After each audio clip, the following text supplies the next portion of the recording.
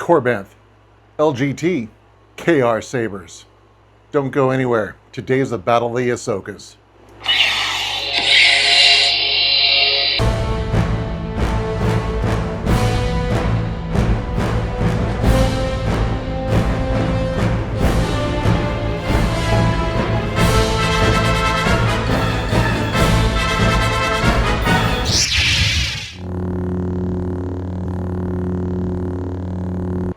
Welcome back to the Sabers Keep, everybody. As always, I am your host, Kitty.dad.kenobi.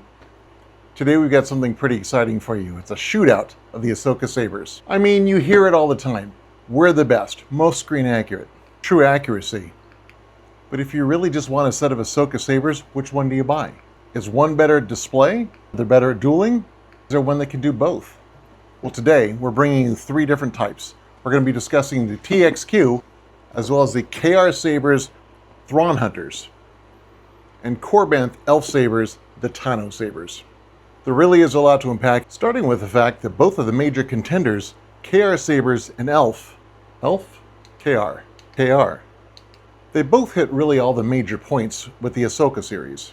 The color, size, and they've both done well at getting the sound out of these really unusual, difficult pommels.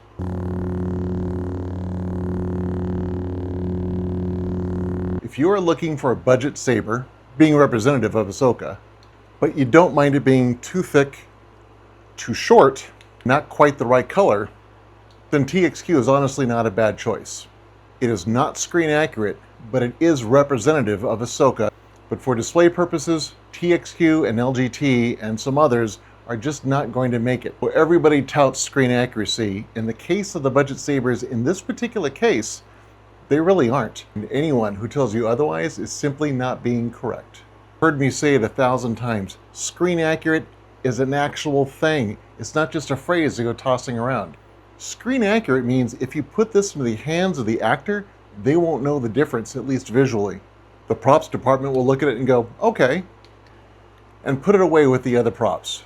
You can't look at a promotional poster of that particular saber and identify each and every piece. It's not screen accurate. So with our major contenders, there's quite a bit to unpack, so let's go ahead and get it on top.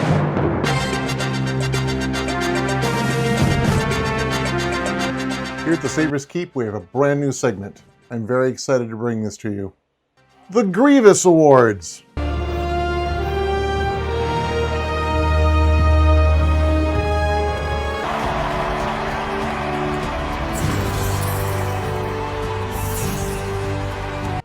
What are the Grievous Awards? Well, as the single most infamous collector of lightsabers in a galaxy far, far away, no one is more qualified to judge lightsabers. I mean, he's got a few. So, in each category, a number of Grievouses or generals will be awarded from 1 through 5, 5 being best for any given category. So cumulatively, at the end, we'll add up all the Grievouses, and ultimately, one saber will stand out as having the Grievy. Really hope you enjoy it. And now back to our regularly scheduled program.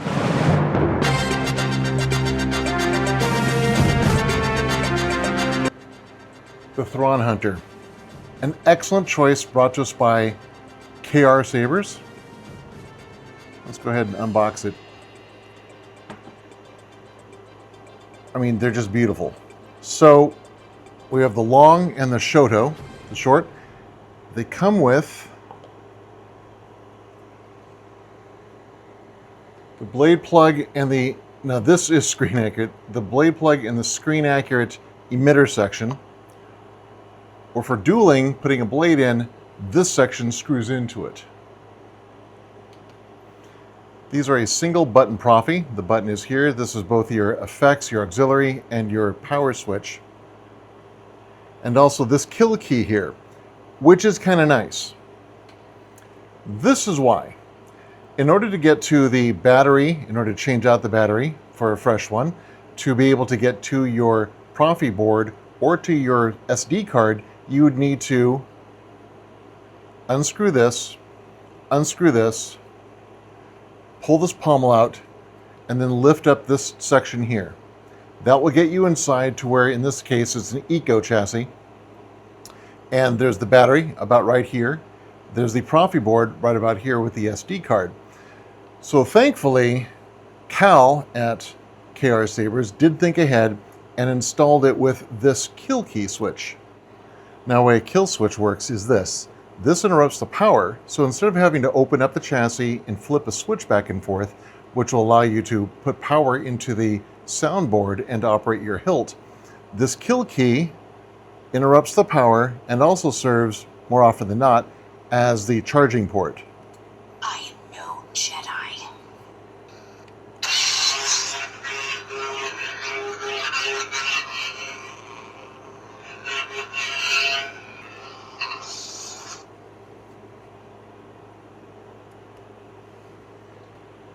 Now both the Shoto and the main blade, this is also known as the offhand, are equipped with the kill key.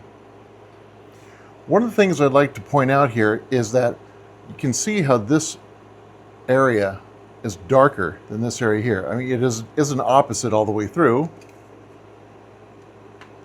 Where these are light, these are dark. Where this is dark, this is light. But the main portion of the hilt out here is lighter here than it is on here. But this is darker than this one, which is exactly the way it is in the series. KR is known for going through great lengths in order to make their hilts really accurate. And this is considered by some to be the gold standard. Now, I've heard that the reason that these are thinner, or the other ones are thicker rather, is because the other companies needed to install electronics inside. I just heard this from a content creator just the other day, actually. There's a reason you're paying a little bit more for a quality, higher end, or what I like to call tier 1 hilt. They take the time to do the research and the development and the engineering in order to design both outwardly screen accurate, and I mean screen accurate, as well as being able to put the electronics necessary to make these operations happen in the sabers into the correct size package. Now, as you'll see here, both Elf sabers by Korbanth and the KR sabers are true to size. The proportions, the thinness or thickness of the hilts is far closer to screen accurate than anything that anyone else is producing. It is for that reason that I have not brought an actual set of TXQ or LGT or any of the others here. And again, while there's nothing wrong with those, now if you're looking to purchase a budget saber that is representative of the Ahsoka sabers, then TXQ, LGT, those are fine. You're not going to spend a lot of money, and if something does happen to them, it didn't break the bank. But for an actual collector who really wants to be able to put something on display that is actually screen accurate, then this is the area, these are the levels that you're going to want to go to. KR, Elf, Korbanth, these are the ones that you're going to want to go to. Now, you'll notice that although they are very similar, very, very similar, there is a difference between the KR sabers and the Korbanth saber. In the case of the Shoto or offhand blade, in this case, the KR is a little bit longer than the Korbanth. Conversely, in the main blade, the KR is a little bit shorter than the Korbanth. When it comes to their girth, they are almost identical. They are about 2 millimeters off when measuring it with calipers. There are a couple of other differences between these two. Conversely, as opposed to the Shoto, in this case, the KR on the main blade is a little bit shorter than the main blade for the Korbanth. There is another difference here too. You'll notice that this piece here, this greebly piece on the KR is, of course, as we discussed, the kill key. And with this in here is less screen accurate than the Korbanth version. The pommel is a little bit longer here than it is here. And the activation key, or the activation button rather, is a little bit smaller on the Korbanth than it is on the KR. The bowls, the emitter bowls are virtually identical. These are virtually identical. The rest of it is virtually identical, although you'll notice that these diamonds here are a little bit bigger than they are here. Now, I've watched an inordinate amount of Ahsoka in the last several days to be able to gear up for this, and I've got to say, I think that these are actually closer to the screen accuracy. You'll also notice that the blade plugs are a little bit different between the two, as they are with the Shoto for the KR and the Shoto for the Korbanth. I should say that the differences between these two are so minimal that it was hard to choose between the two, but there are some differences between them. The size of the activation button, this is more screen accurate.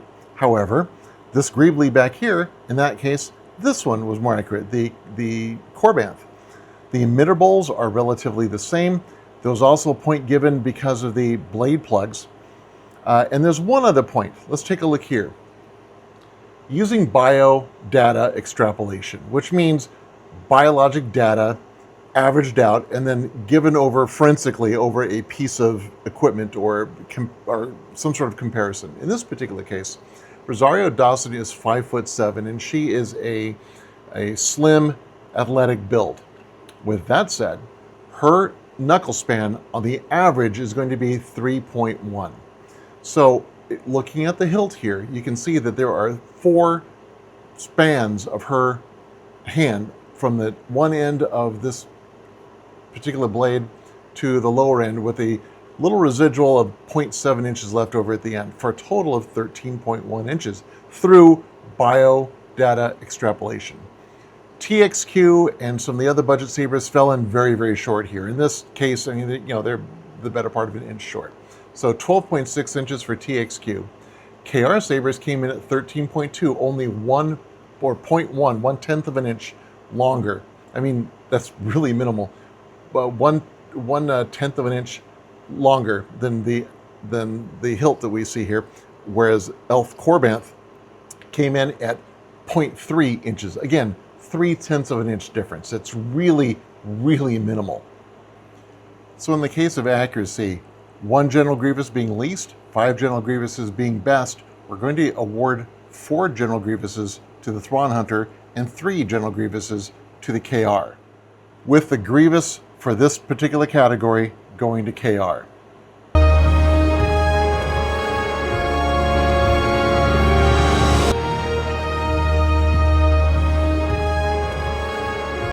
This is also an area where these two sabers differ. In the case of Korbanth,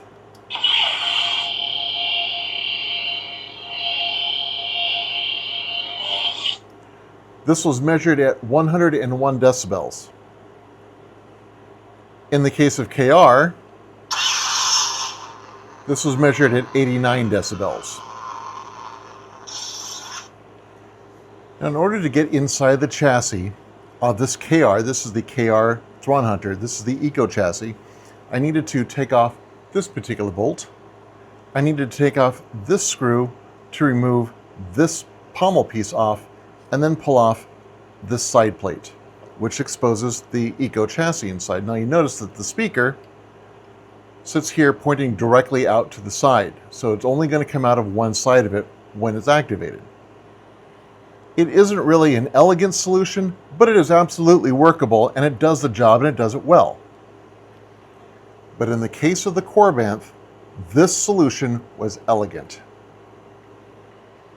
By unscrewing this piece on the back end and then pulling this out, you lift this magnetic piece out. This is the grip section. Holds on tight, and it has these 3 magnets holding it in place. That keeps the chassis from moving around. And here's the chassis here. I love this thing. I think it's absolutely fantastic. You'll notice it's a Shadowfoil props design. It has a regular kill switch, so you would need to turn this off and turn it on by pulling the chassis out every time you want to put the saber away.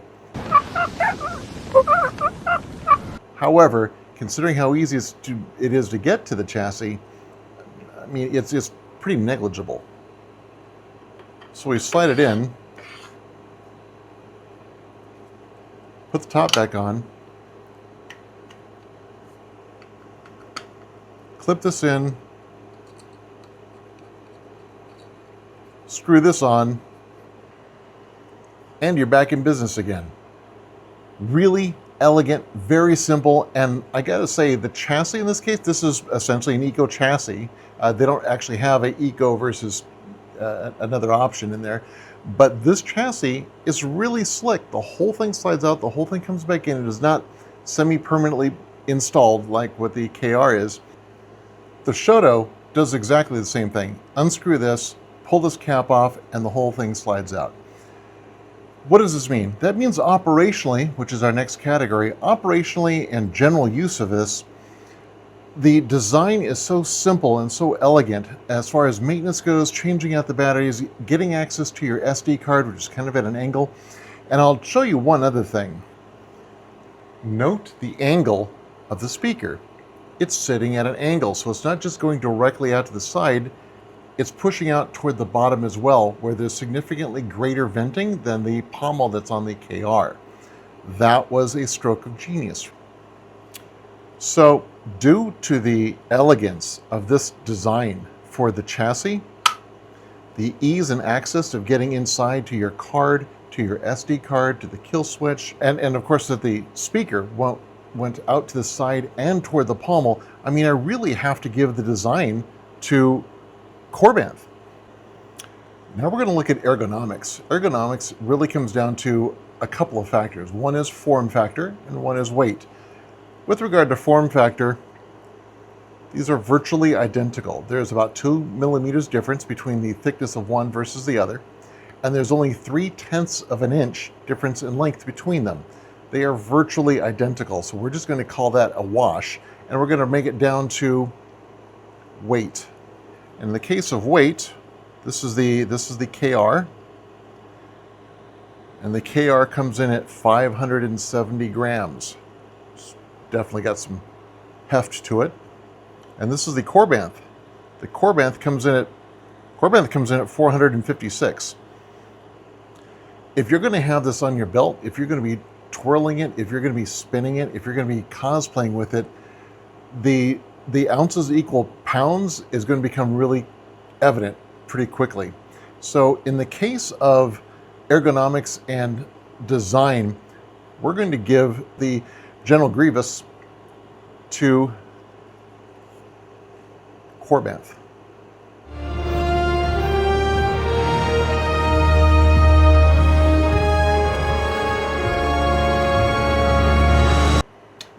So this is interesting. These hilts are virtually identical in size. Again, a couple of millimeters in girth and 3/10 of an inch difference in length. I mean, negligible doesn't even begin to cover that. Yet somehow the emitter on the KR allows for a 1-inch blade, while the emitter on the Korbanth allows for a 7/8 inch blade. So depending on who you are, you'll like one or the other. So let's take a minute to discuss the completeness, or the package that comes with each one of these.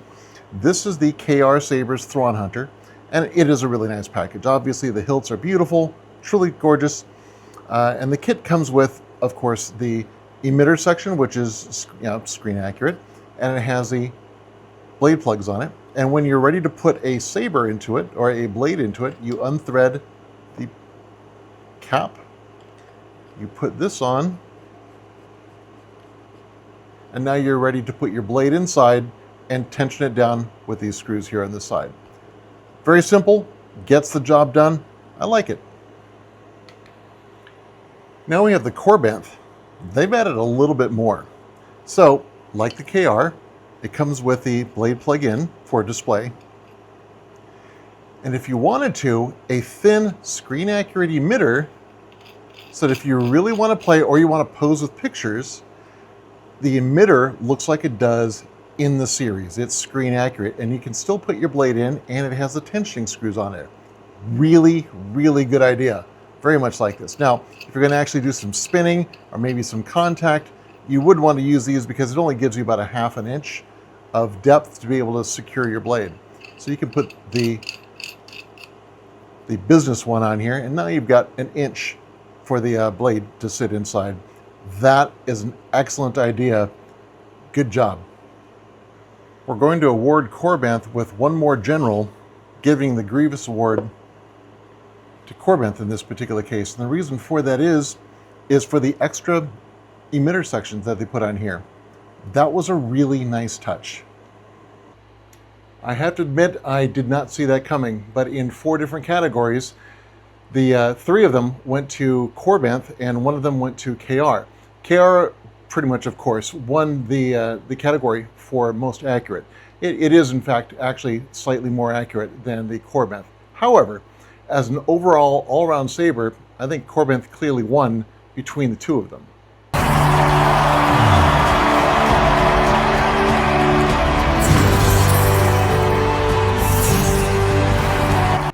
Full disclosure, Korbanth did send me the sabers that we were discussing today from Elf, but I'm not keeping them. I know that several content creators or influencers are sent sabers, and they're given to them by different companies for promoting them or for talking about them. I'm not doing that. These are not given to me. I'm actually going to be packing them up and sending them back to Korbanth probably tomorrow morning. And I should note this too. I own the KR Thrawn Hunters. It's a great saber and looks fantastic on display, and for display purposes, it would be really hard to beat. But if you want to have a hilt that is pretty close to being fully screen accurate, and you want to play with it, you want to access the card, you want a nice selection between display and play, I really have to recommend the Korbanth. They're a superior hilt in many ways. Not quite as accurate, but in every other measurable way, quite honestly, and to my surprise, these won. I hope you enjoyed your time here today. I'm pretty sure I'm going to get some comments down below, and I invite questions. If you do have questions, please put them down there in the comment section. I really love bringing this kind of content to you. If you enjoy this kind of content, please consider subscribing and leaving a thumbs up down below. It really does help the algorithm to promote my videos and help me to be able to keep providing this kind of content for you. Now, if you were as impressed with these sabers as I was, Korbanth has given my viewers a discount code. Enter Kitty.dad upon checkout, and you'll receive 20% off at Korbanth.com. You'll find these there, as well as, of course, many other hilts. I have quite a selection of Korbanth myself. Give them a try. I want you to know I don't get anything out of that. It's just something that Korbanth does for my viewers, and I really appreciate that. Thank you, Korbanth. Again, thank you for being here with me today. I want you to have a great Star Wars weekend, and remember, your focus determines your reality. May the Force be with you.